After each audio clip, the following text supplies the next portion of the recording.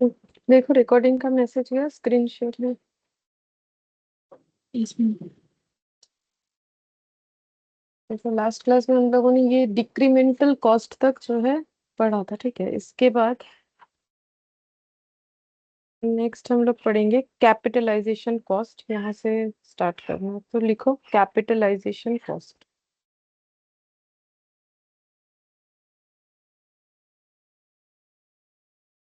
Capitalisation cost.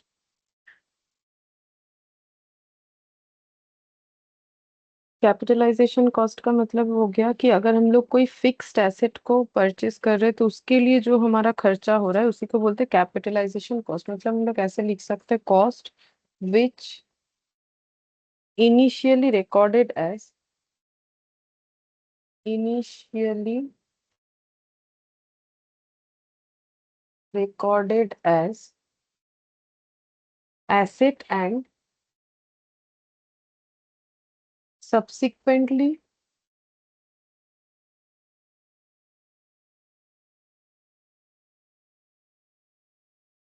treated as an expense। अच्छा, तो ऐसा डेफिनेशन क्यों लिखा गया? मतलब देखो, जब हम लोग इनिशियली, जैसे मान लो मुझे कोई मशीन खरीदना है, तो इनिशियली मैंने जो खर्चा किया तो वो मेरा हो गया फिक्स्ड एसेट के हिसाब से रिकॉर्ड करने वाला खर्चा, और धीरे धीरे वही खर्चा एक्सपेंस हो जाता है। जैसे अगर एक मशीन 1 लाख का है तो उस पर धीरे धीरे डिप्रिशिएशन चार्ज होगा, ठीक है। तो 1 लाख के एसेट पे मान लो अगर हम लोग स्ट्रेट लाइन मेथड से कर रहे हैं, तो अगर 20 ईयर्स का है एसेट तो फिर डिप्रिशिएशन हो जाएगा कितना? आई थिंक 5,000 होगा क्या? 1,20,000। हाँ 5,000, तो 5,000 करके हर साल डेप्रिसिएशन चार्ज होगा, जो कि एक एक्सपेंस होता है, ठीक है। तो इसीलिए डेफिनेशन कुछ ऐसा लिखा है, cost which initially recorded as asset. तो एसेट 1 लाख का, ये मेरा कॉस्ट है एसेट का, और उसके बाद धीरे धीरे वो राइट ऑफ होता है एक्सपेंस के तौर पे, यानी कि डेप्रिसिएशन के तौर पर, ठीक है। अच्छा, अब एग्जाम्पल देखो।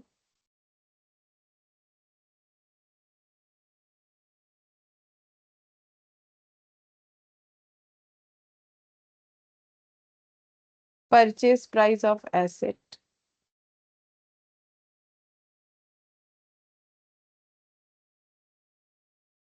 नॉन रिफंडेबल, अगर हम लोग एसेट को इंपोर्ट कर रहे हैं, ठीक है, तो नॉन रिफंडेबल टैक्स और इंपोर्ट ड्यूटी। तो देखो, जो नॉन रिफंडेबल होता है वही हम लोग अपने एसेट के कॉस्ट में ऐड करेंगे। अगर रिफंडेबल है तो वो कॉस्ट तो बेयर नहीं करना पड़ेगा, तो उसको हम लोग ऐड नहीं करते, ठीक है। Transportation charges, transportation, installation, setup, मतलब एसेट को पुट टू यूज करवाने का जो भी खर्चा है, इंस्टॉलेशन एंड सेटअप कॉस्ट, ठीक है। इसके अलावा टेस्टिंग कॉस्ट, मशीन को टेस्ट करके देख रहे हैं कि जैसा चलना चाहिए वैसा चल रहा है कि नहीं। Good morning Abhijeet. Good morning ma'am. Professional fees,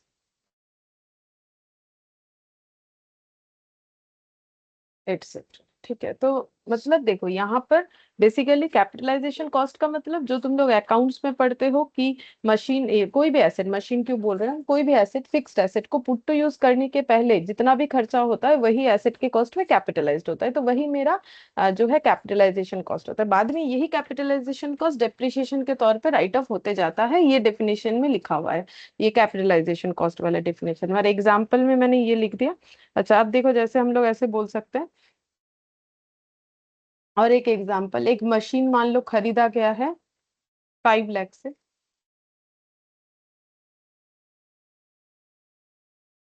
transport cost है 20,000, इंस्टॉलेशन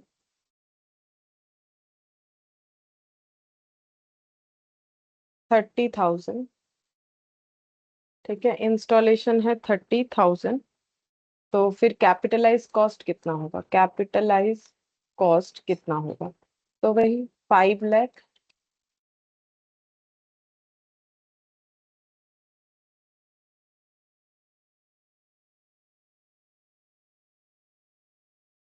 प्लस 20,000 प्लस 30,000, 5,50,000। ठीक है, ये हो गया हम लोग का कैपिटलाइजेशन कॉस्ट। अच्छा, इसके बाद इम्प्यूटेड कॉस्ट।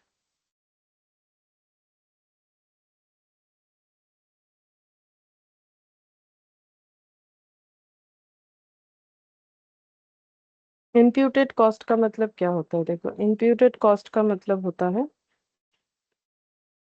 जिसमें एक्चुअली किसी तरीके का कॉस्ट जो है वो आउटफ्लो नहीं होगा। मतलब ऐसे लिख सकते हैं,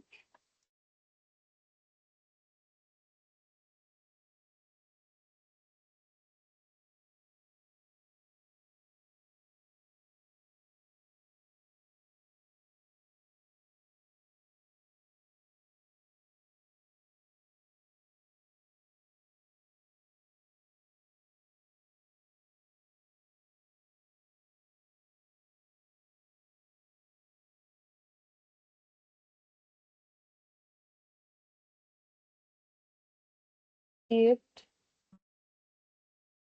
included in costing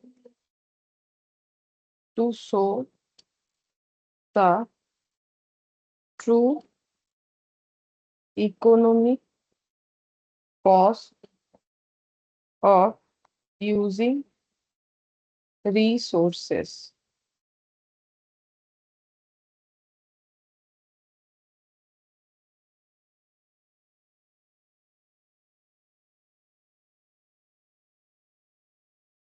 एग्जाम्पल जैसे कि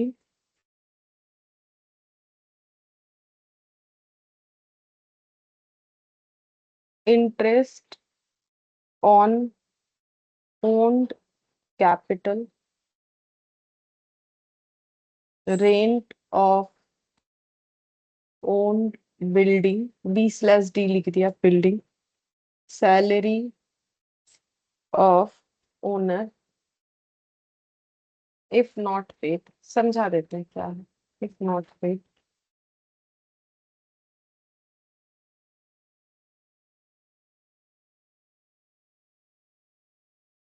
ए business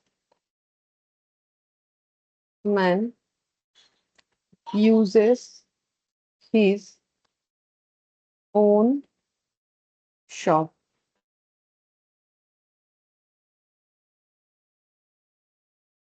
no rent is paid,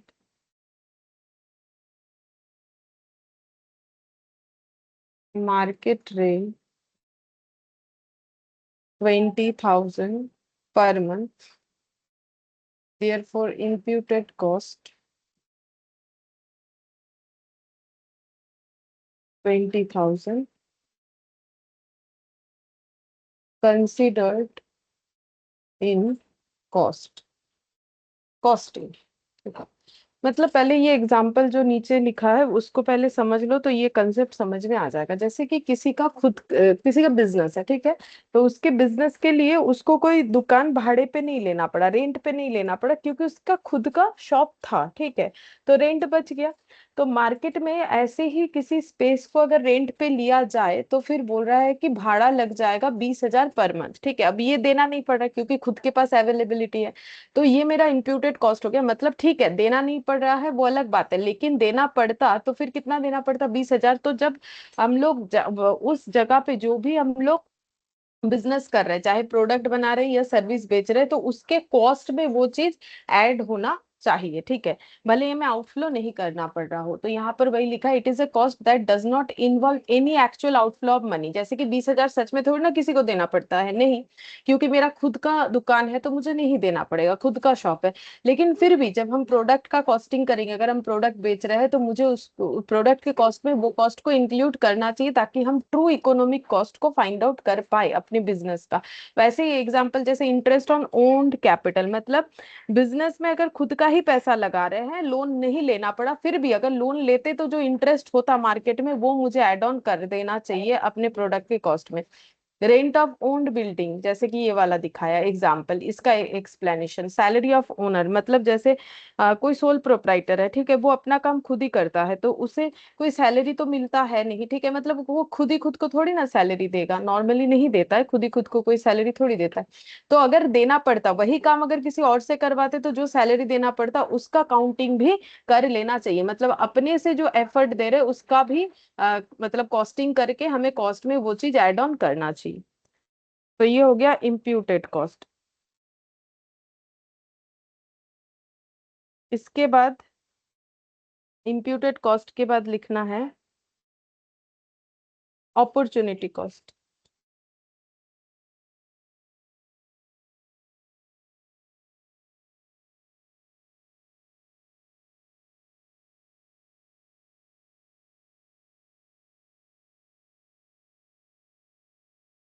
opportunity cost, तो अपॉर्चुनिटी कॉस्ट का मतलब क्या है? It is it is the cost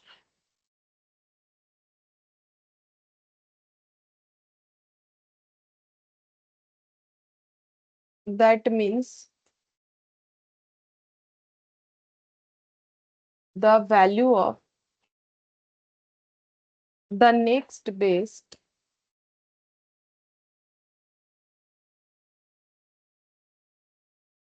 alternative that is sacrificed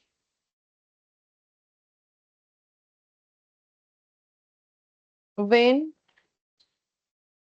a particular decision is made।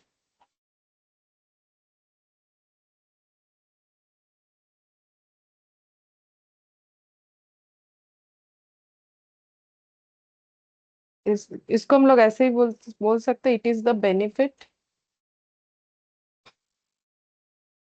You give up by choosing one option over another।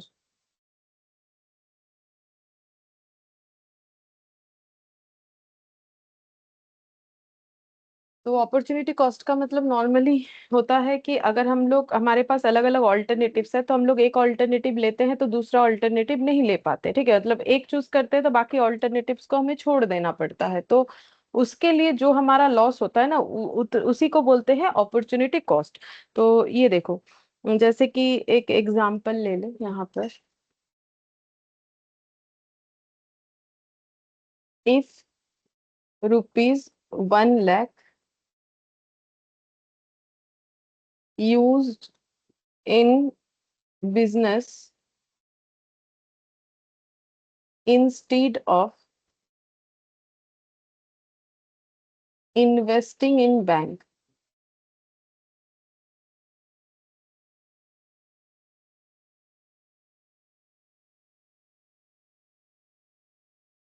interest for lost interest lost 8% के हिसाब से 8,000। Therefore opportunity cost,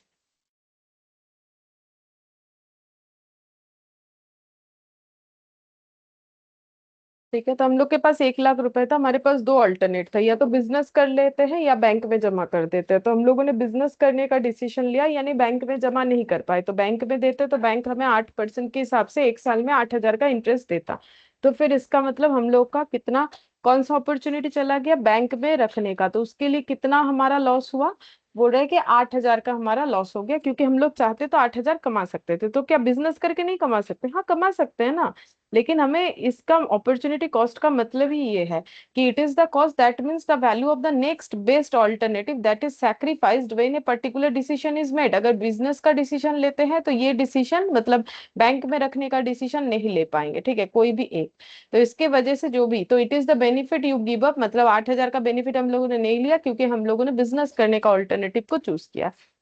तो अगर देखा जाए, तो opportunity cost और ये इम्प्यूटेड कॉस्ट ये जो है काफी सिमिलर है, ठीक है, क्योंकि इसमें भी किसी तरीके का कैश आउटफ्लो नहीं होता है, ठीक है, और अपॉर्चुनिटी कॉस्ट में भी किसी तरीके का कैश आउटफ्लो हम लोग का नहीं होता है, ठीक है। ये सब जो है मतलब नोशनल कॉस्ट है, दोनों ही बोल सकते हो कि नोशनल कॉस्ट है। अच्छा, इसके बाद नेक्स्ट पढ़ेंगे इम्प्लिसिट कॉस्ट।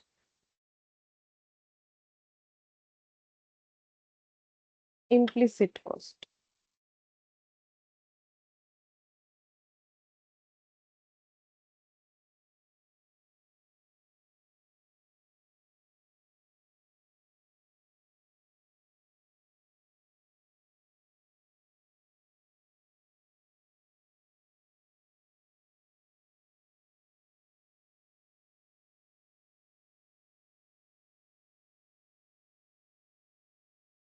अच्छा, मतलब देखो अगर और एक चीज भी बता देते हैं कि अगर अपॉर्चुनिटी कॉस्ट और इम्प्यूटेड कॉस्ट में हमें डिफरेंस बताना हो तो फिर हम लोग जस्ट मतलब एक सिंगल लाइन में अगर बताना चाहे तो अपॉर्चुनिटी कॉस्ट जो है वो ऑल्टरनेटिव फॉरगोन के ऊपर डिपेंड करके होता है कि ऑल्टरनेटिव फॉरगोन हो गया तो उसकी वजह से मतलब जैसे लोन नहीं लिया तो सॉरी बैंक में पैसा नहीं रखा तो उसके वजह से क्या कॉस्ट लॉस है, और इम्प्यूटेड का मतलब होता है कि मे और may not involve alternative. Imputed cost में ऑल्टरनेटिव होगा ऐसा जरूरी नहीं, जैसे इन्होंने देखो इन्होंने ये मतलब जो बोला है ना कि business uses is own shop, ठीक है, तो इसमें कोई ऑल्टरनेटिव हो ऐसा जरूरी नहीं है, ऑल्टरनेटिव हो भी सकता है इस केस में, नहीं भी हो सकता। ये नॉर्मली नोशनल कॉस्ट मतलब अगर ऐसा करना पड़ता हमें तो हमारा कितना खर्चा हो जाता, ठीक है, तो वो होता है इम्प्यूटेड कॉस्ट जो हमें पे नहीं करना पड़ रहा है। अगर हमारे पास खुद का शॉप है, खुद का जो है हम लोग खुद ही एफर्ट दे रहे हैं, कोई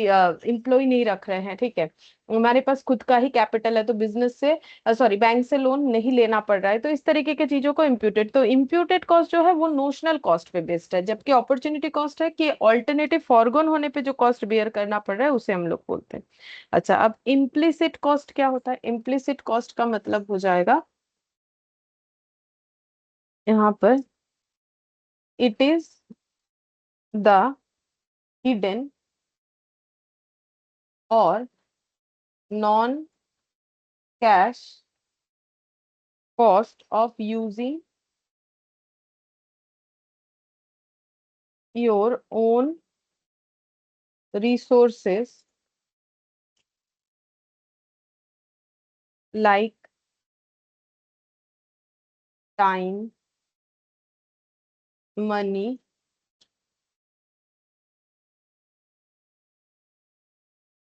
और प्रॉपर्टी।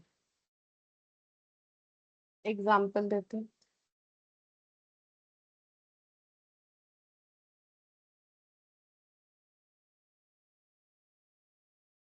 इसमें भी वही आ जाएगा, use of own capital, use of own building etcetera. तो देखो इम्प्लिसिट कॉस्ट का मतलब क्या हो गया? इम्प्लिसिट कॉस्ट का मतलब हो जाता है non cash cost of own resources, ठीक है, इसको बोल सकते हो cash non cash cost of own resources, ठीक है। देखो मतलब जैसे हम खुद का कैपिटल यूज कर रहे हैं तो मुझे इंटरेस्ट नहीं देना पड़ रहा है, हम खुद का बिल्डिंग यूज कर रहे हैं तो मुझे रेंट नहीं देना पड़ रहा है, तो इट इज द हिडन और non cash cost of using your own resources like time. जैसे कि टाइम मतलब हम खुद का काम खुद कर रहे हैं तो मेरे बिजनेस में हम अपना पूरा टाइम इन्वॉल्व कर रहे हैं, ठीक है, खुद का पैसा खुद का प्रॉपर्टी का यूज करना, ठीक है, तो ये हो जाता है। तो अगर तीनों में हमें अगर डिफरेंस बताना हो कि एक्सप्लिसिट, जैसे कि मैंने यहाँ पर एक्सप्लिसिट तो नहीं लिख पाया, शायद मैंने इम्प्यूटेड लिख पाया, ठीक है, इम्प्यूटेड अपॉर्चुनिटी और इम्प्लिसिट, ठीक है, तो क्या डिफरेंस है? तो इम्प्यूटेड अपॉर्चुनिटी, इम्प्यूटेड अपॉर्चुनिटी और इम्प्लिसिट में अगर डिफरेंस लिखना हो तो हम लोग ऐसे लिख सकते हैं, मतलब कंपैरिजन बेसिकली हम ये बोलना चाह रहे हैं। तो इम्प्लिसिट का मतलब नॉन कैश या नो कैश इंटरनल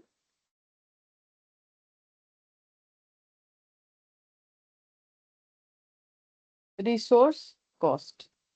अपॉर्चुनिटी का मतलब value of next best alternative.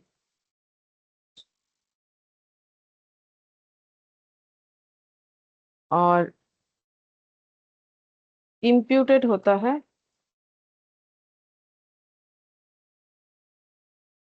Notional cost assigned में और may not involve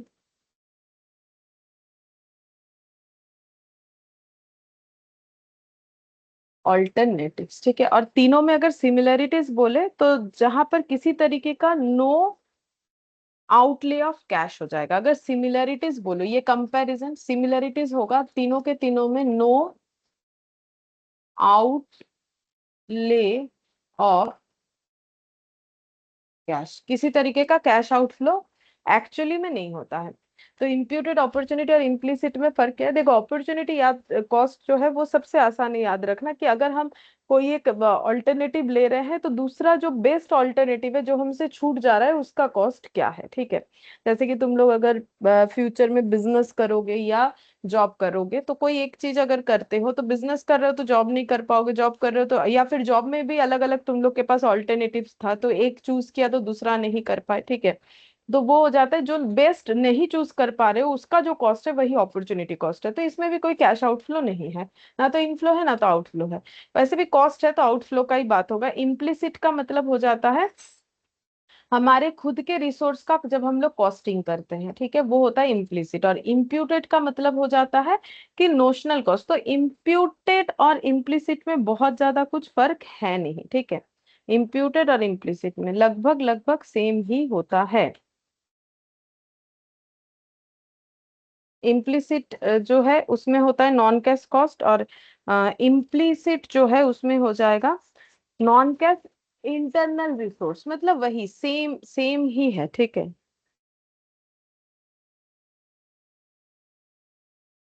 अच्छा, अब नेक्स्ट देखो, out of pocket cost.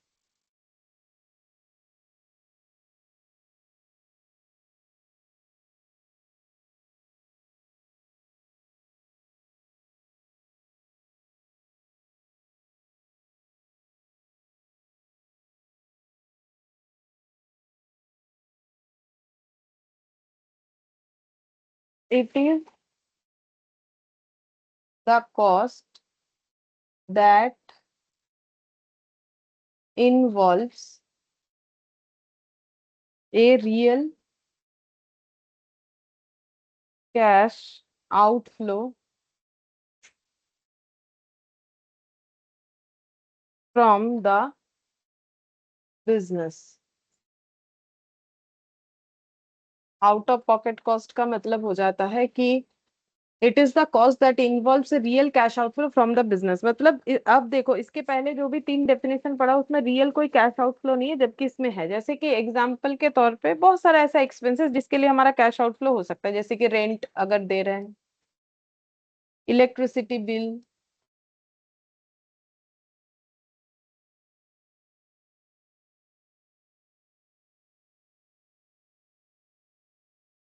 Transportation charges.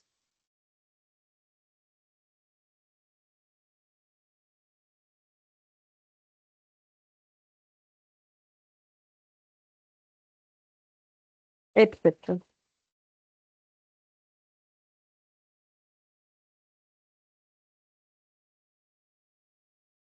अच्छा, फिर explicit cost.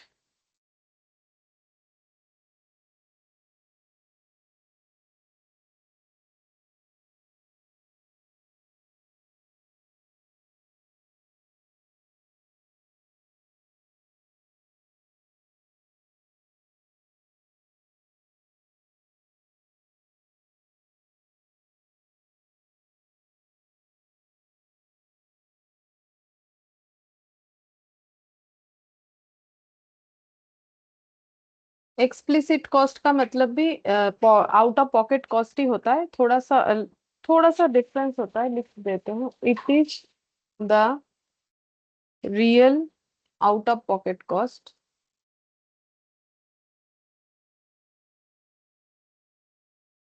that a firm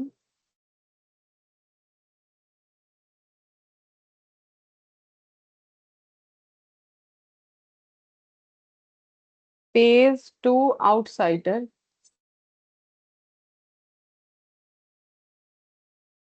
for using goods or services।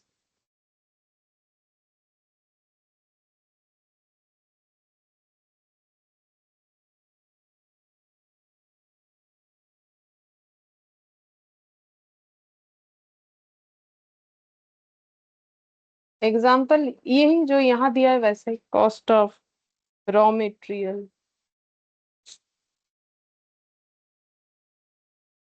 Interest paid on loan, rent paid, etcetera.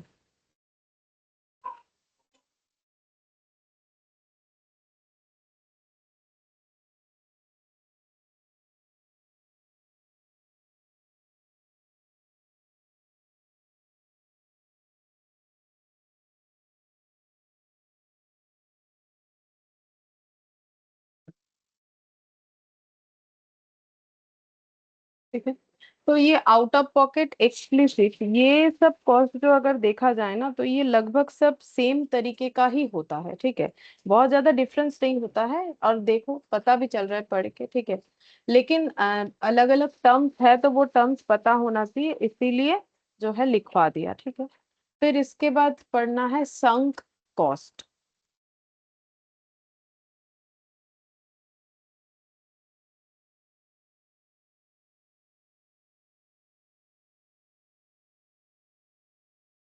Sunk cost में लिखेंगे it is a past cost that is gone forever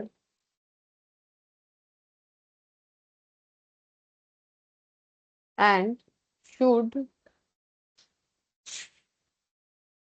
not affect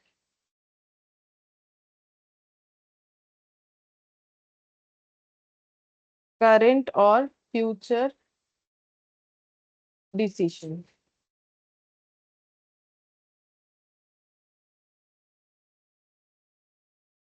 जैसे कि example, cost of old machine, money spent on a failed project, non refundable expenses,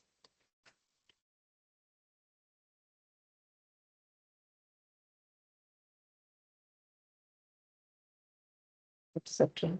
तो sunk cost का मतलब है it is the past cost, मतलब जो already cost incurred हो चुका है, that is gone for ever and should not be effect current और फ्यूचर डिसीजन। मतलब जैसे हम लोगों ने कोई पुराना मशीन खरीद लिया था, ठीक है, तो वो कॉस्ट तो चला गया, मतलब वो तो हम लोग उसको किसी तरीके से मतलब रिकवर भी नहीं कर सकते, तो इसको एक तरीके से इरिकवरेबल कॉस्ट भी बोला जा सकता है। ठीक है, अभी हम लोग आगे आगे पढ़ेंगे। तो संक कॉस्ट का मतलब पास्ट कॉस्ट जो ऑलरेडी इनकर्ड हो चुका है, जो हम लोग बाद में मतलब किसी तरीके से रिकवर नहीं कर सकते। ठीक है, तो जैसे कि मान लो पहले हम लोगों ने एक मशीन खरीदा था 5 लाख से, फिर उसे जब बेचा तो हमारे पास सिर्फ जो है 1 लाख रुपए ही निकल के आया। ठीक है, मतलब स्क्रैप के वैल्यू पे बेच दिए, जो कि 1 लाख हुआ, तो 5 लाख हमारा संक कॉस्ट हो जाएगा।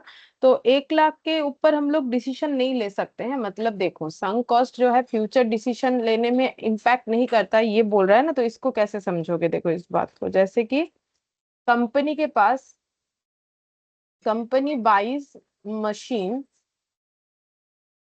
फॉर रुपीज 5 लाख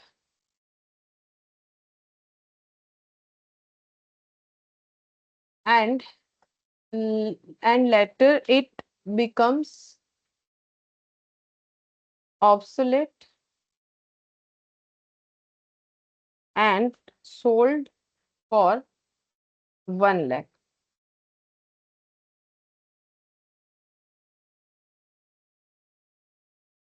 तो ₹5 lakh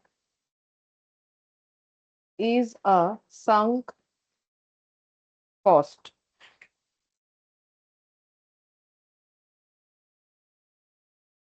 Decision should be based on 1 lakh, not original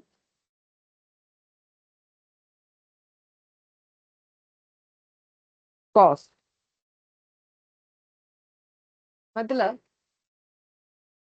हम लोग 1 लाख के ऊपर हमें डिसीजन तो नहीं लेना चाहिए ना। मतलब अगर हम लोग डिसीजन सोचेंगे लेने का 1 लाख के ऊपर, तो वो तो गलत हो जाएगा ना। मतलब यहाँ पर वही बोला है, देखो क्या लिखा है यहाँ पर, देखो कि it is a past cost जो कि 5 लाख इस एग्जाम्पल में, that is gone for ever and should not effect current और फ्यूचर डिसीजन। तो 1 लाख के बेसिस पे जो कि अभी मेरा करंट कॉस्ट है, ओरिजिनल कॉस्ट नहीं है, तो फिर अगर हम 1 लाख के बेसिस पे डिसीजन लेना चाहे तो ले सकते हैं। बट मतलब 1 लाख मुझे मिला, बट ये मेरा फ्यूचर के डिसीजन को इफेक्ट नहीं करना चाहिए, ठीक है।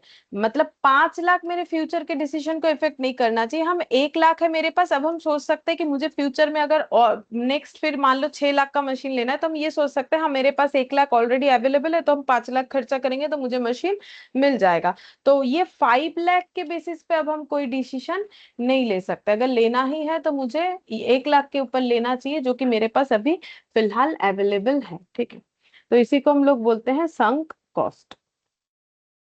संक कॉस्ट के बाद हिस्टोरिकल कॉस्ट जो कि सिमिलर है इसके तरह ही।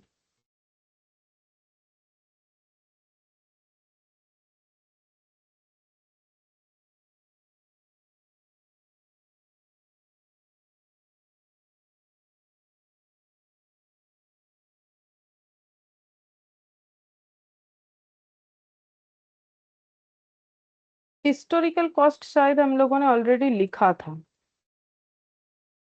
हिस्टोरिकल कॉस्ट जब हम लोगों ने ये लिखा था ना, ये देखो, ये रहा हिस्टोरिकल कॉस्ट ऑलरेडी लिखा हुआ है। हाँ, पास्ट कॉस्ट, एक्चुअल कॉस्ट और इरिकवरेबल, ये लिख लेते हैं। पास्ट कॉस्ट,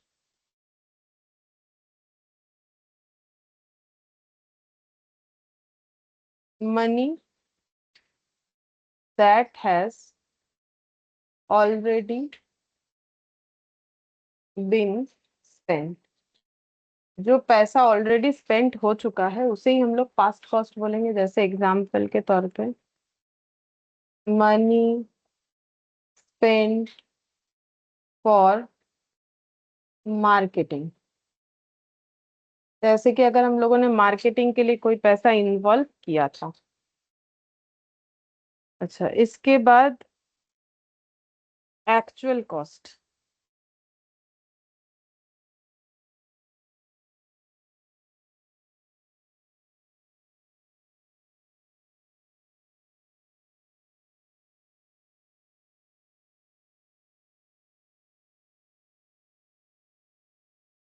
तो सारा जो दे रहा, the amount of money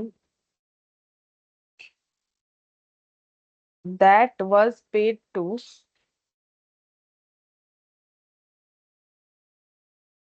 acquire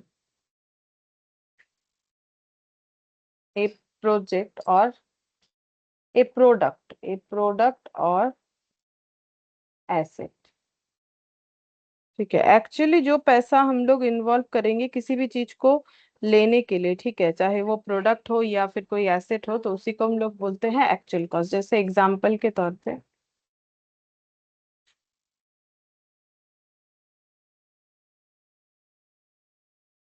N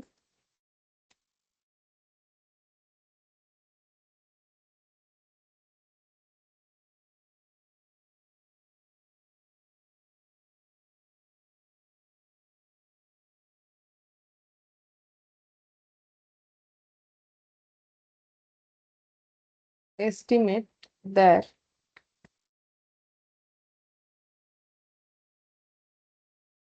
vehicle that is repair cost is 1200 but actual cost may be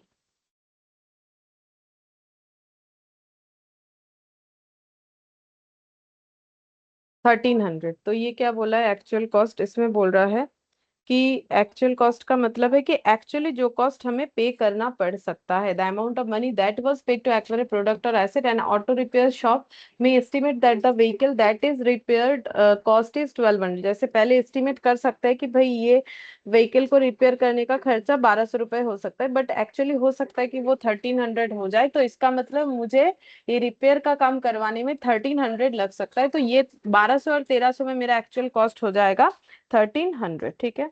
अच्छा, अब नेक्स्ट हम लोग पढ़ेंगे इररिकवरेबल कॉस्ट।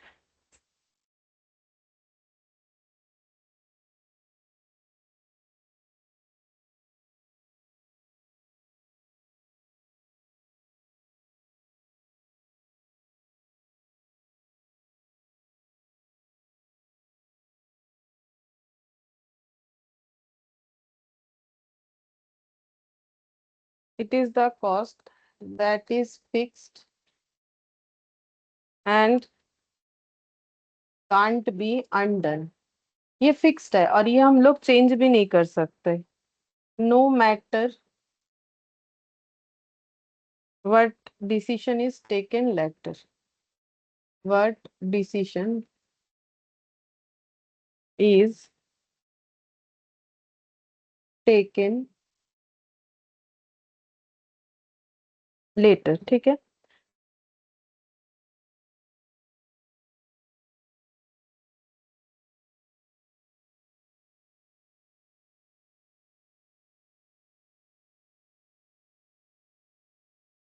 जैसे एग्जाम्पल, नॉन कैंसिलेबल कॉन्ट्रैक्ट और agreement.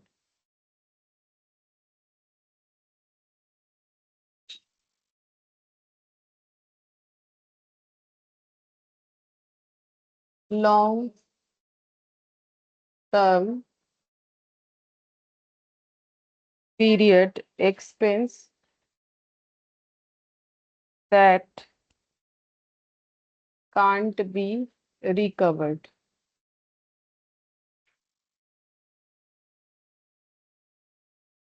Money spent on purchasing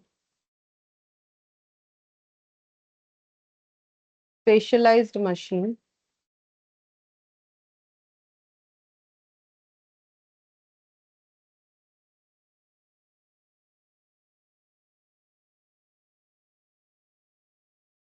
that can't be resold, etc.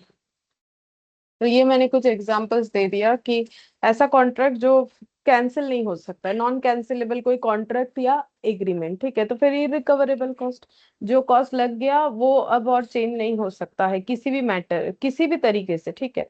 Long term period का कोई expenses जब वो और जो है अब रिकवर नहीं कर सकते। जैसे हम लोगों ने मान लो कोई लोन ले लिया, अब लोन का इंटरेस्ट तो देना पड़ेगा जब तक लोन फुल्ली रीपे नहीं हो जाता है। ठीक है। फिर और एक एग्जांपल है, money spent on purchasing specialised machine. अगर हम लोग कोई स्पेशलाइज्ड मशीन खरीद रहे हैं जो मार्केट में फर्दर रीसोल्ड भी नहीं हो सकता है। ठीक है। तो इस तरीके के खर्चे को हम लोग बोलेंगे इररिकवरेबल कॉस्ट। फिर शट डाउन कॉस्ट।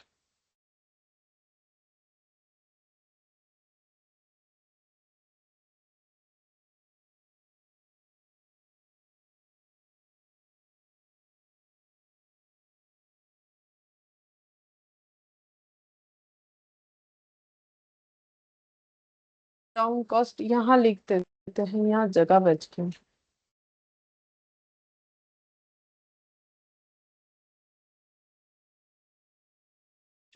एग्जाम्पल वगैरह नहीं होगा।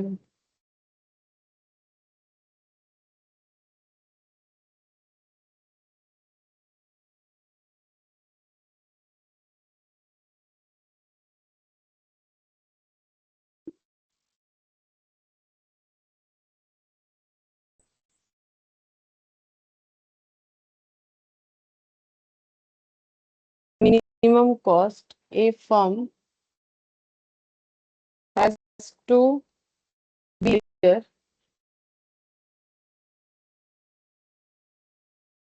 During a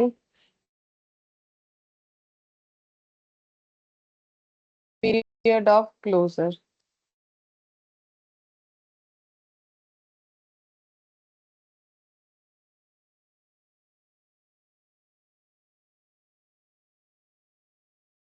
example,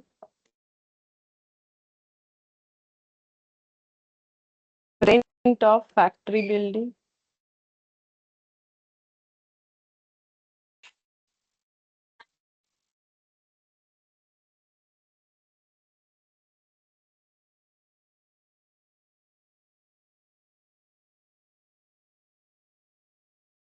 depreciation etcetera. मतलब अगर हम लोग बिजनेस बंद भी कर देते हैं तो ऐसा खर्चा जो मतलब, अच्छा, मतलब तुरंत बंद नहीं होगा, ठीक है, जो लगता ही जाएगा, उसको हम लोग बोलते हैं शट डाउन कॉस्ट। जैसे कि अगर बिजनेस बंद कर दिया तो रेंट बंद हो जाए, ऐसा जरूरी तो नहीं। अब रेंट का जितना दिन एग्रीमेंट है उसके हिसाब से तो रेंट पे ऑफ करना ही पड़ेगा, ठीक है। इसके अलावा फैक्ट्री, सॉरी, इंश्योरेंस का एक्सपेंसेस, ठीक है। तो अगर हम लोगों ने कोई इंश्योरेंस करवा रखा था तो बिजनेस बंद करने से थोड़ी ना इंश्योरेंस का प्रीमियम बंद हो जाएगा, ना तो बिजनेस में जो एसेट्स था उस पे डेप्रिसिएशन बंद हो जाएगा, ठीक है।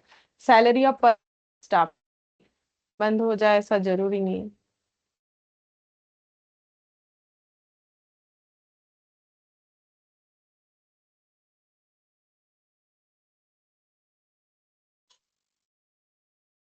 एब्सोल्यूट कॉस्ट, इसके बाद लिखो।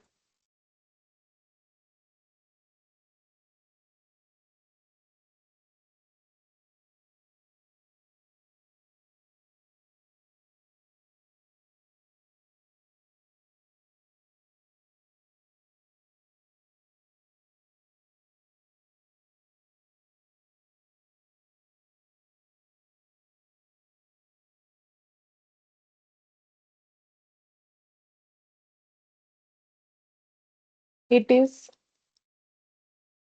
The complete cost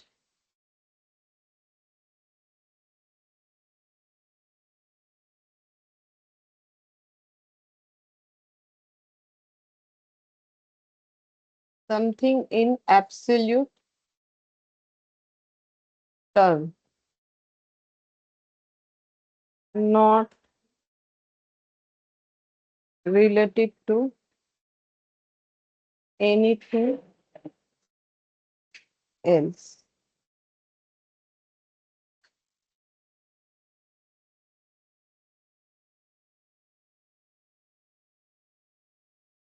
example,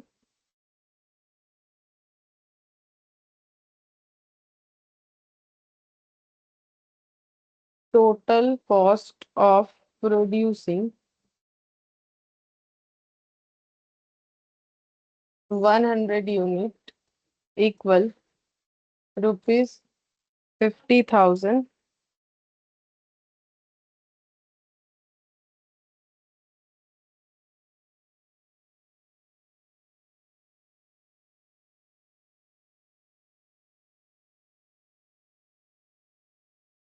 This 50,000 is the absolute cost. It is the complete cost of something in absolute term, not related to anything else. मतलब एब्सोल्युटली जो कॉस्ट हमारा लग रहा है, ठीक है, तो उसे हम लोग बोलते हैं एब्सोल्यूट कॉस्ट। मतलब बेसिकली बोल सकते हो कि एब्सोल्यूट कॉस्ट का मतलब होता है total fixed cost plus total variable cost, ठीक है। इसको हम लोग बोलेंगे एब्सोल्यूट कॉस्ट, ठीक है। कोई कंपैरिजन का जरूरत नहीं है, मतलब ये बोला है not relative to anything else, किसी चीज के साथ कंपेयर किए बिना ही एब्सोल्यूट कॉस्ट का मतलब टोटल कॉस्ट, कि इस चीज को बनाने में या प्रोड्यूस करने में कितना कॉस्ट लगा, उसको हम लोग बोलते हैं absolute cost.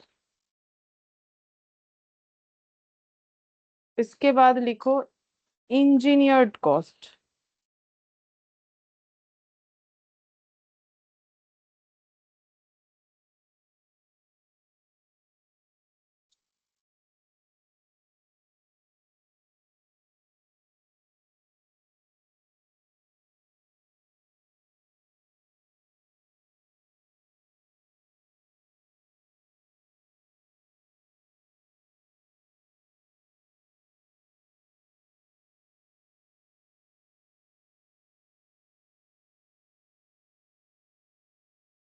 It is the cost that can be accurately determined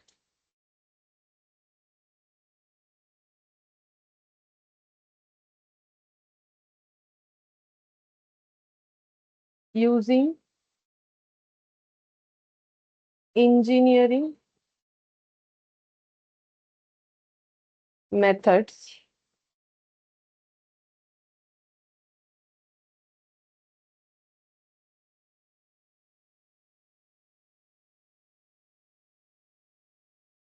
formulas or standard data.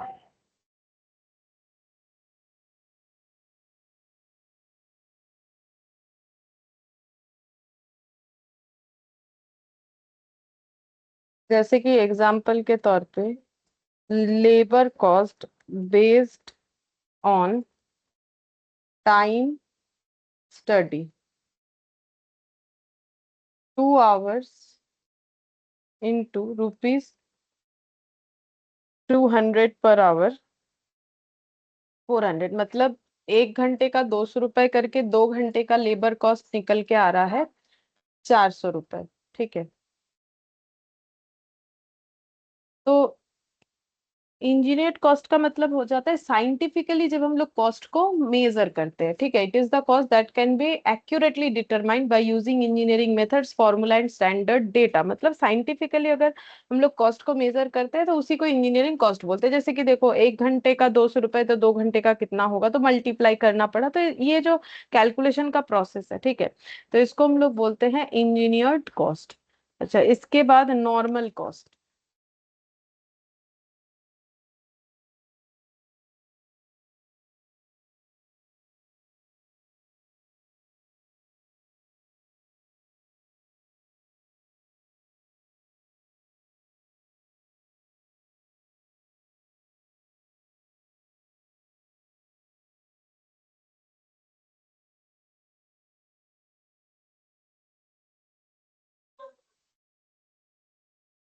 देखो नॉर्मल कॉस्ट का मतलब अगर सिंपल बोले तो कोई भी एवरेज कॉस्ट जो एक ऑर्डिनरी कंडीशन में लग सकता है उसी को हम लोग बोलते हैं normal cost. Cost incurred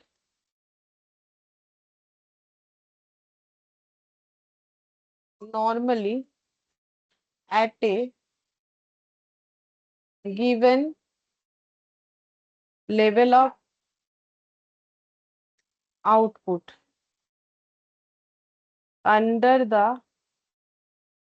conditions in which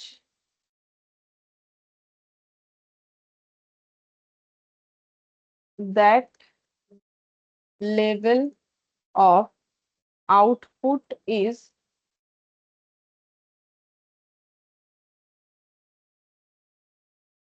normally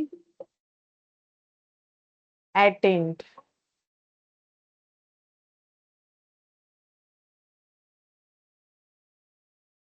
Simply the cost incurred under normal working condition for a level of production।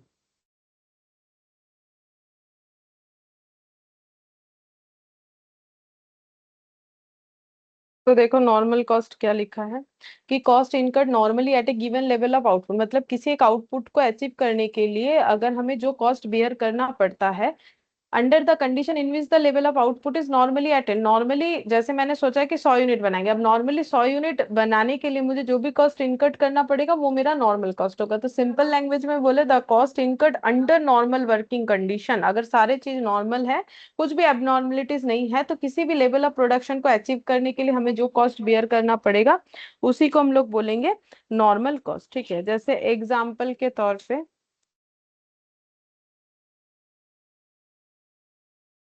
Average material and labor cost to produce 1 unit of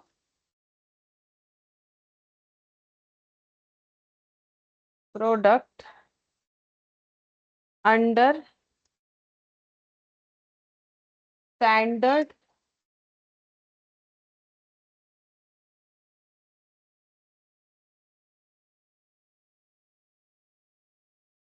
standard operating conditions।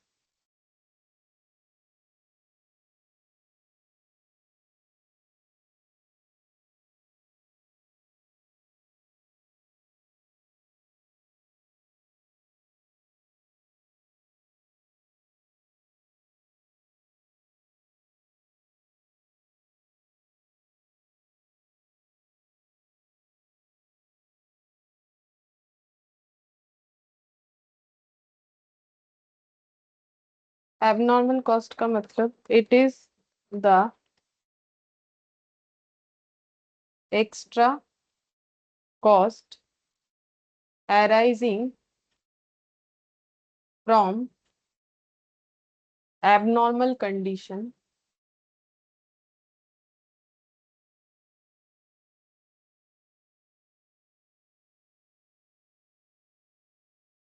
like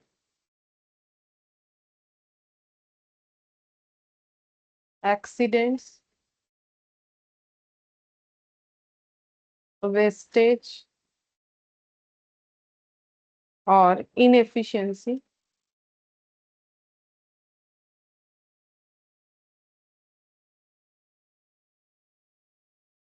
beyond the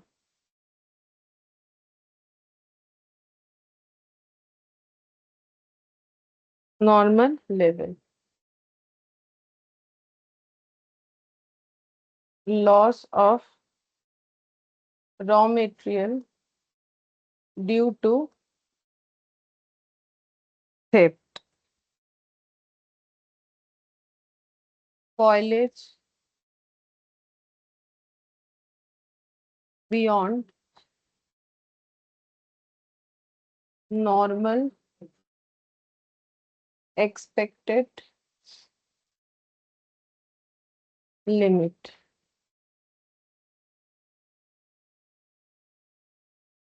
तो बोल रहा है कि जैसे कि चोरी होने की वजह से रॉ मटेरियल का लॉस हुआ तो और रॉ मटेरियल खरीदना पड़ा तो एबनॉर्मल कॉस्ट बेयर करना पड़ा, स्पॉइलेज जो होना चाहिए था उससे ज्यादा हुआ, तो it is the extra cost arising from abnormal condition, जैसे कि कोई एक्सीडेंट की वजह से लॉस, वेस्टेज, इनएफिशिएंसी की वजह से। ठीक है, नॉर्मल आउटपुट अचीव करने में हमें समय लग गया तो ये तो उसके लिए लेबर चार्ज ज्यादा देना पड़ा मान लो। ठीक है, जैसे कि नॉर्मली जो काम 2 घंटे में होने वाला था वो काम 3 घंटे में लगा इनएफिशिएंसी की वजह से, तो 3 घंटे का चार्ज लेबर लेगा तो वो एक्स्ट्रा 1 घंटा एबनॉर्मल कॉस्ट हो गया। इस तरीके की चीजों को हम लोग एबनॉर्मल कॉस्ट बोलेंगे। इसके बाद रेलिवेंट कॉस्ट, लिखो relevant cost.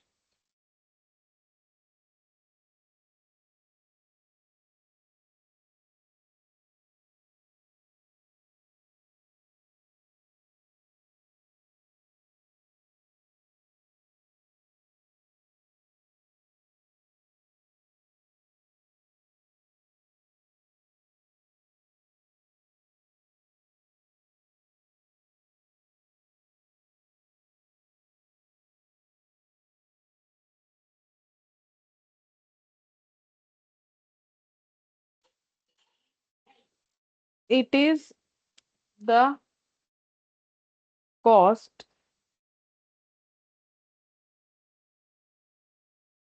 that matters for making a decision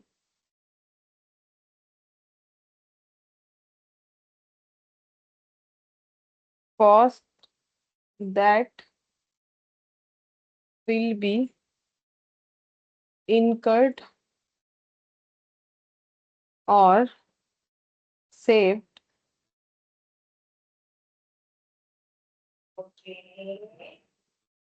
depending on the choice।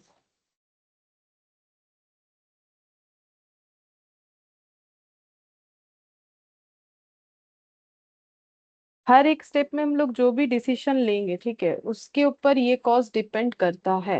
It is the cost that matters for making a decision cost that will be incurred or saved depending on the choice. जो cost हम लोग क्या choice करें उसके ऊपर depend करके cost या तो इनकर्ड होगा या तो सेव्ड होगा। इसको हम लोग बोलते हैं रेलिवेंट कॉस्ट। जैसे एग्जाम्पल के तौर पे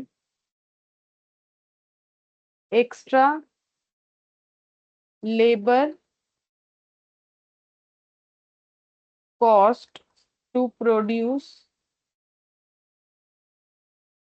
एडिशनल यूनिट्स। अगर हम लोग एडिशनल यूनिट प्रोड्यूस करने का सोच रहे हैं तो एक्स्ट्रा जो लेबर कॉस्ट लगेगा।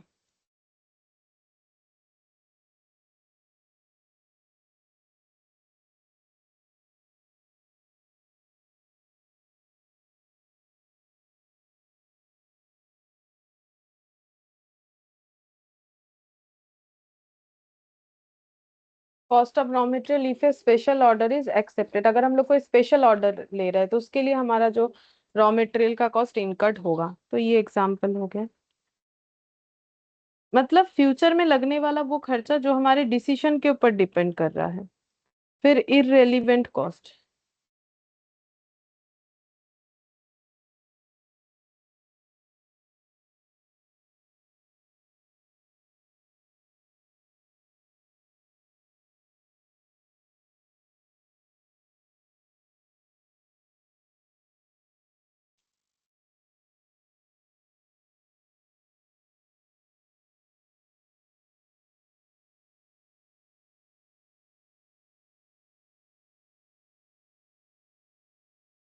It is the cost that does not matter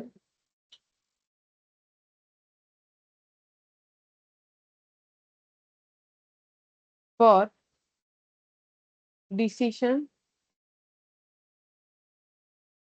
making as it will not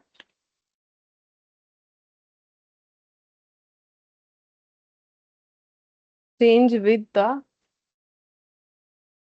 choice made। ये वाला डिसीजन के लिए ये कॉस्ट जो है डिसीजन के लिए रेलिवेंट नहीं होता है, क्योंकि ये हमारे डिसीजन के ऊपर ये कॉस्ट में कोई इम्पैक्ट नहीं आएगा। बेसिकली वो सारा कॉस्ट जो अगर हम लोग कोई नया डिसीजन ले रहे हैं, किसी भी तरीके का डिसीजन ले रहे हैं, उसकी वजह से जो कॉस्ट में इम्पैक्ट नहीं आएगा वही मेरा इररेलीवेंट कॉस्ट हो जाएगा। जैसे एग्जाम्पल के तौर पे डेप्रिसिएशन ऑलरेडी रिकॉर्डेड। तो पहले जो डेप्रिसिएशन रिकॉर्ड हो चुका है उस पे कोई इम्पैक्ट नहीं आएगा, चाहे हम लोग प्रोडक्शन कम करें या ज्यादा करें, ठीक है। Salaries of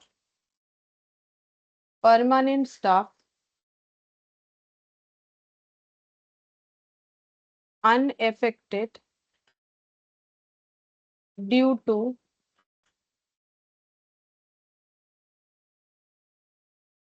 special order acceptance। अगर हम लोग स्पेशल ऑर्डर एक्सेप्ट कर रहे हैं तो उससे परमानेंट स्टाफ के सैलरी में कोई चेंजेस नहीं हो सकता है। हाँ, जो प्रोडक्शन के साथ रिलेटेड वर्कर है वो ज्यादा प्रोडक्शन करेंगे तो अगर यूनिट बेसिस पे पैसा ले रहे हैं तो उनका पेमेंट बढ़ जाएगा। अगर आवरली बेसिस पे ले रहे हैं तो ज्यादा प्रोडक्शन करने में समय ज्यादा लगेगा, तो उस तरीके से जो है पैसा ज्यादा देना पड़ेगा, ठीक है। तो ये हो गया। अच्छा, इसके बाद हम लोग जो है डिफरेंस लिख लेते हैं, ठीक है। एक है इम्पोर्टेंट डिफरेंस होता है, एक है हम लोग का फाइनेंशियल अकाउंटिंग और कॉस्ट अकाउंटिंग। हेडिंग कर लो दोनों साइड।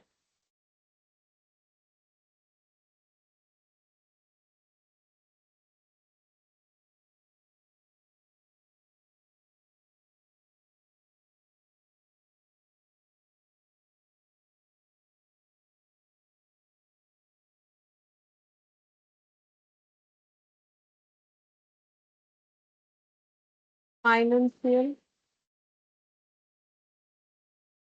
अकाउंटिंग और कॉस्ट अकाउंटिंग, दोनों का डिफरेंस। फर्स्ट, इट इज, ऐसे लिखो, it provides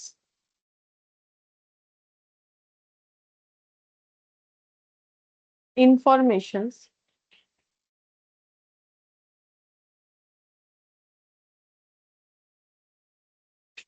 about financial performance.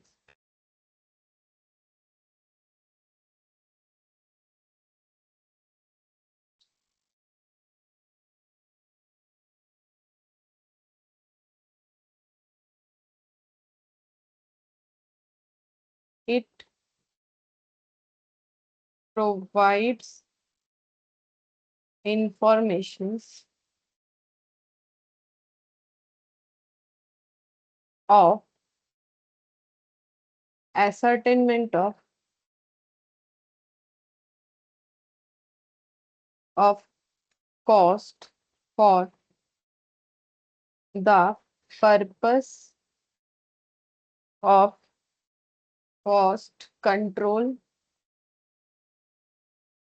and decision making।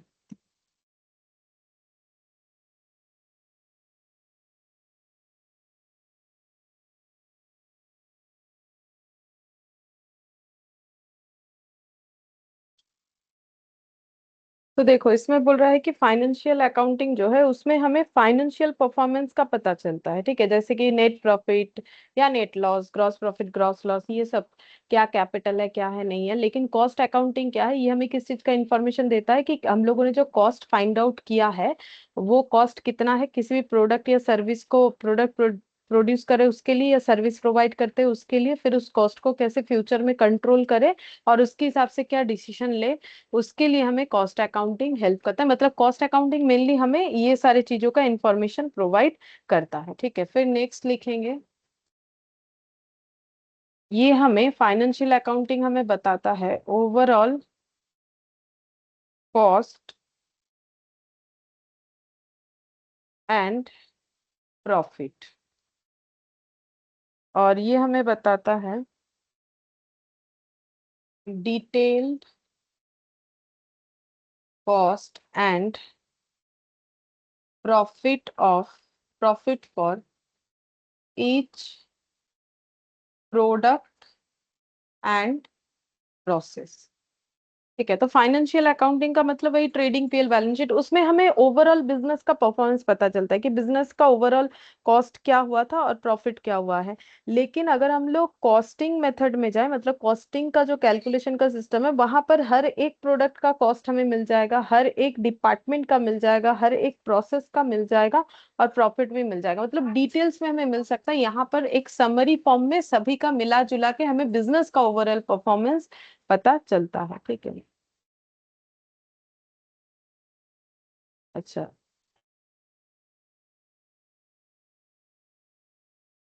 ये जो है एम्फेसिस ऑन रिपोर्टिंग, ये रिपोर्टिंग पे ज्यादा जो है जोर देता है, ठीक है। और ये जो है कंट्रोलिंग पे, मतलब कॉस्ट को कैसे कंट्रोल करे इस बात पे ये ज्यादा ध्यान देता है, जबकि ये रिपोर्टिंग पे ज्यादा ध्यान देता है कि हाँ मेरा ओवरऑल परफॉर्मेंस पूरे साल का क्या रहा, ठीक है। फिर इसमें लिखेंगे does not help in responsibility fixation as the expense can't be identified as controllable and non-controllable. Helps in responsibility fixation. ठीक है, तो इसका ऑपोजिट तो ये समझ लो कि क्या बोल रहा है, फाइनेंस में बोल रहा है कि ये रिस्पॉन्सिबिलिटी फिक्स करने में हेल्प नहीं करता है। As the expense can't be identifies as controllable and not, क्योंकि यहाँ पर हम लोग आइडेंटिफाई कर ही नहीं पाते कि कौन सा कॉस्ट हम लोग का कंट्रोलेबल है और कौन सा कॉस्ट हम लोग का कंट्रोलेबल नहीं है। तो फिर हम लोग कैसे रिस्पॉन्सिबिलिटी को मतलब फिक्स करें कि हमें कौन सा कॉस्ट कंट्रोल करना है कौन सा नहीं करना है, जबकि कॉस्ट अकाउंटिंग में ऐसा नहीं होता है। कॉस्ट अकाउंटिंग में हम लोग जो है ये रिस्पॉन्सिबिलिटी फिक्स कर सकते हैं, ठीक है, कि किस तरीके से कॉस्ट को कंट्रोल करें, ठीक है, कौन सा कंट्रोलेबल कॉस्ट है कौन सा कंट्रोलेबल नहीं है। फिर नेक्स्ट लिखेंगे deals with past data.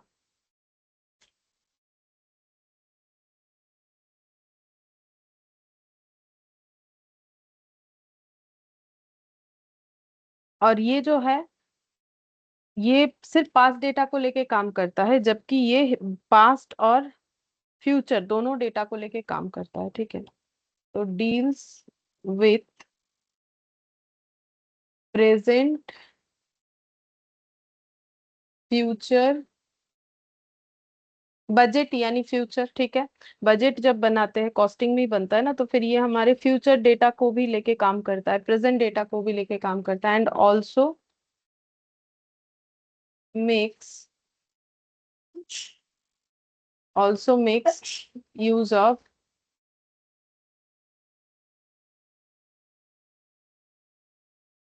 Historical cost and pre determined cost.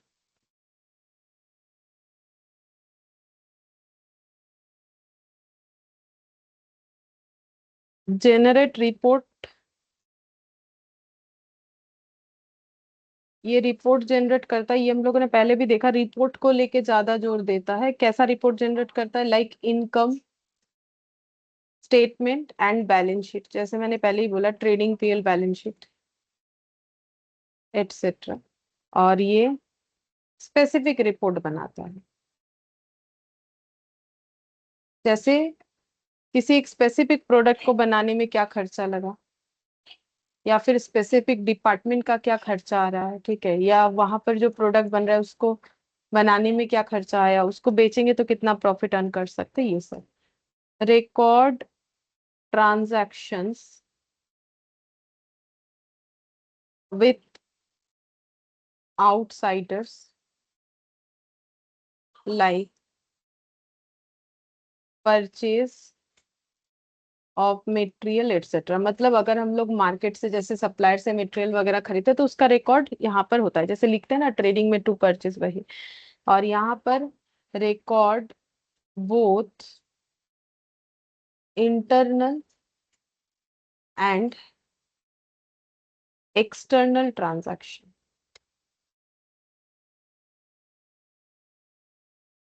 इसका मतलब है बाहर वाले के साथ जो ट्रांजैक्शन होता है उसका रिकॉर्डिंग तो होगा ही होगा, साथ ही साथ अगर एक डिपार्टमेंट दूसरे डिपार्टमेंट को कोई मटेरियल या कुछ दे रहा है, मतलब इंटर डिपार्टमेंटल ट्रांसफर का भी डिटेल्स यहाँ रखा जाता है। इसको हम लिख देते हैं इंटर डिपार्टमेंटल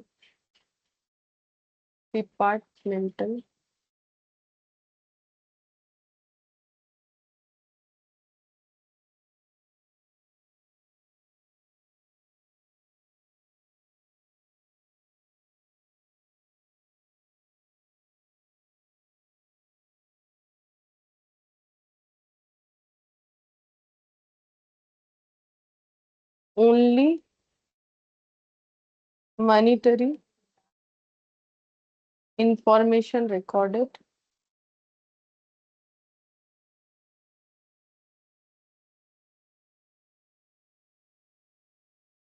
यहाँ पर सिर्फ मॉनिटरी ट्रांजैक्शन या इंफॉर्मेशन ही रिकॉर्ड होता है, जबकि यहाँ पर बोथ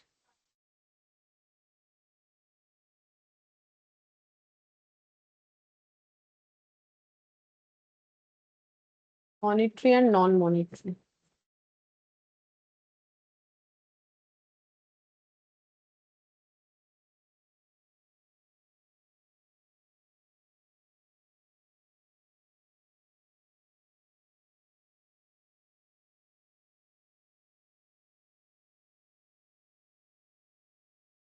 मॉनिटरी और नॉन मॉनिटरी दोनों तरीके का जो है ट्रांजैक्शन रिकॉर्ड होता है, ठीक है। अच्छा, जैसे इसमें पीरियोडिकली बनता है, ठीक है, जैसे कि ईयरली। नॉर्मली ये फाइनेंशियल अकाउंटिंग जो बनता है वो किस हिसाब से बनता है, वो बनता है पीरियोडिक वे में, लाइक क्वार्टरली और ईयरली। जबकि ये कंटिन्यूअसली बनता है,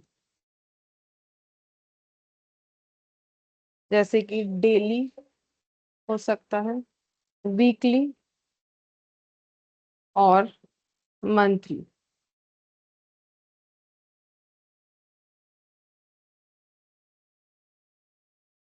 तो बेसिकली अगर देखो तो फाइनेंशियल अकाउंटिंग ये हमें बताता है कि क्या क्या हो रहा है, व्हाट हैपेंड, ठीक है। और कॉस्ट अकाउंटिंग हमें बताता है क्यों ये हुआ है और कैसे इसे कंट्रोल करें, ठीक है। यही बात है कि why it happened and how it control, ठीक है। तो वो जो है वो कॉस्ट अकाउंटिंग उस बात को लेके डील करता है।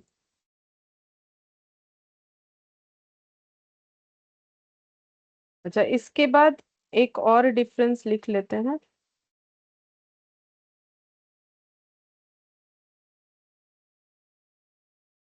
Cost and management accounting.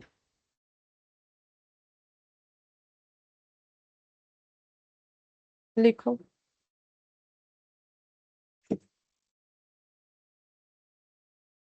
Cost accounting और मैनेजमेंट अकाउंटिंग।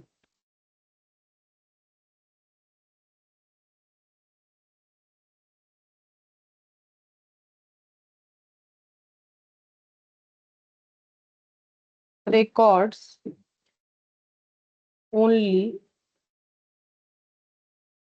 quantitative aspect,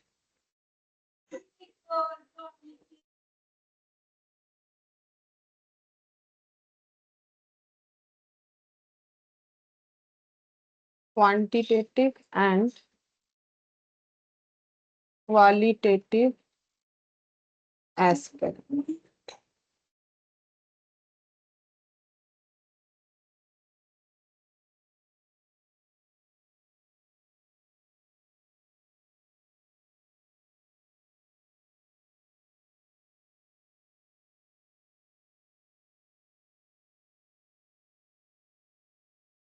देखो, मैनेजमेंट अकाउंटिंग ये हमें, जैसे कॉस्ट अकाउंटिंग हमें ये बताता है कि कितना कॉस्ट है, कॉस्ट कितना लगा, ठीक है, फिर उसके हिसाब से डिसीजन लेना मैनेजमेंट अकाउंटिंग का काम है।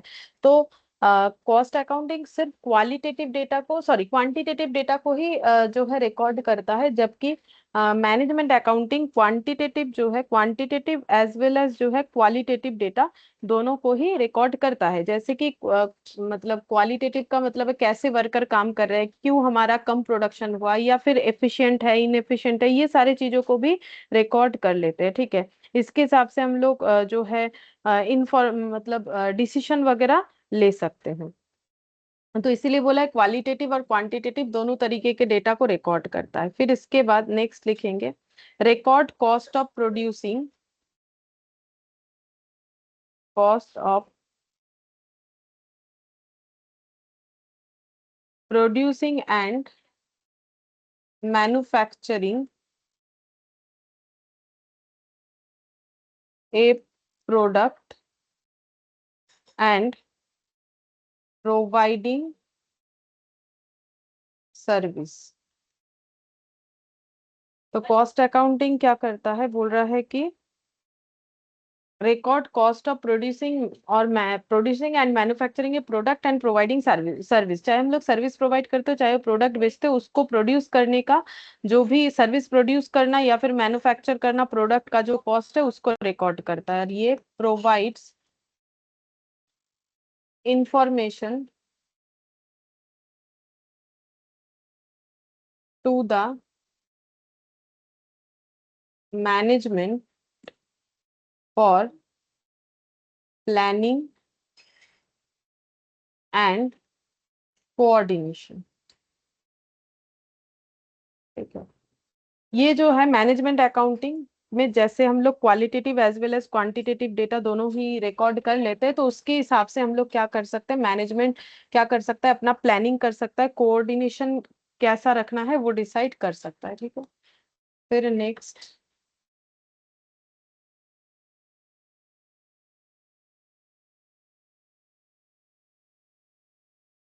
Deal with cost ascertain. ये कॉस्ट कैलकुलेट करने में हेल्प करता है। वाइड को including budgeting, tax planning etcetera. तो इंफॉर्मेशन जो मिलता है क्वालिटेटिव क्वांटिटेटिव जो रिकॉर्ड कर लेता है, उसके बाद डिसीजन लेता है। तो क्या क्या डिसीजन लेता है, जिसमें बजट का, टैक्स प्लानिंग का डिसीजन भी ले सकता है। ठीक है, और ये बस कॉस्ट एसर्टेन करने में ही हेल्प करता है। Use both past and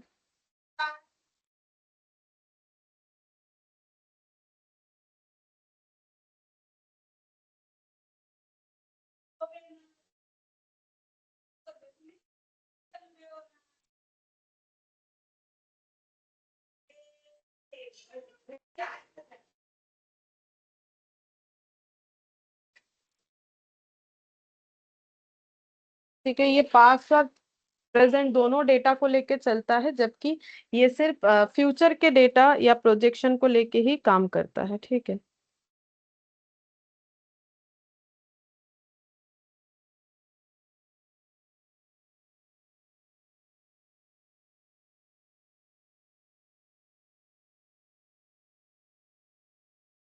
so,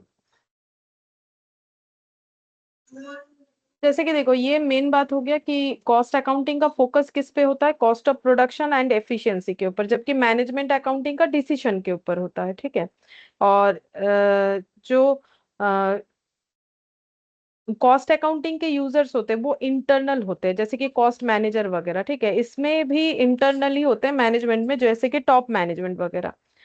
अ, और इसमें देखो डिसीजन, प्राइसिंग, कंट्रोल ये सब का आता है। ठीक है, जबकि इसमें प्लानिंग, बजटिंग, इन्वेस्टमेंट कंट्रोल आता है। जैसे यहाँ कॉस्ट कंट्रोल का डिसीजन ले सकते हैं, प्राइसिंग, कॉस्ट कंट्रोल, यहाँ पर प्लानिंग, बजटिंग। ठीक है, तो जो पढ़ा है उसको समझ के भी चाहो तो लिख सकते हो। ठीक है,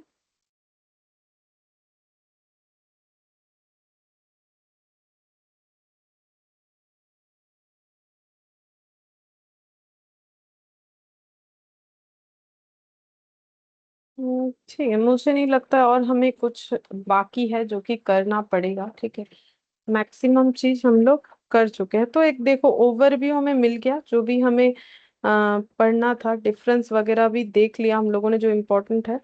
अभी इतना ही करेंगे, ये जो बेसिक पार्ट है। ठीक है, मुझे लगता है मैक्सिमम हम लोग कर चुके हैं। अगर एक दो टर्म कुछ भी होगा तो वो चैप्टर वाइज हम लोग कर सकते हैं, जैसे कॉलेज वगैरह ये भी होता है, तो वो मटेरियल में लिखवा देंगे, एक ही बात है।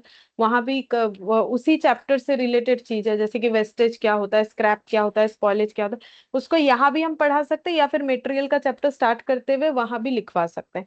ठीक है, तो एक काम करते हैं, मटेरियल का चैप्टर ही हम लोग नेक्स्ट क्लास में स्टार्ट करेंगे, और ये बेसिक को यहाँ तक ही रहने देते हैं। बाकी जो भी और डेफिनेशन या कुछ मतलब इस तरीके का पॉइंट होगा वो हम लोग चैप्टर वाइज करते जाएंगे। ठीक है, फिर आज हम लोग इतना ही करते हैं।